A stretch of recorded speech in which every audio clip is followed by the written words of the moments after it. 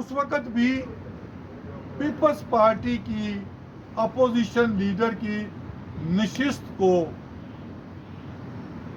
सौदा करके आप अपोजिशन लीडर बने थे और केपी में आपकी हुकूमत थी।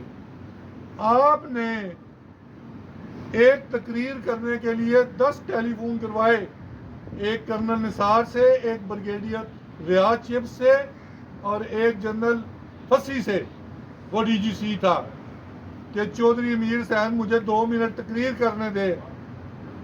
और मैं एक अल्फाज सिर्फ एहतशाम ज़मीर के मतलब कहूँ, और वो अल्फाज थे, एहतशाम ज़मीर के पर फैसला ना करें, ज़मीर पे फैसला करें। और इसके लिए आपने 3 टेलीफोन करवाए थे। जहाँ तक आपने कहा, मैं परवेज़ मुशर्रफ के सामने खड़ा हो गया था, भाईजान आप किधर खड़े हुए? DI खान में आपने ज़मीनें ली, नंबर 1।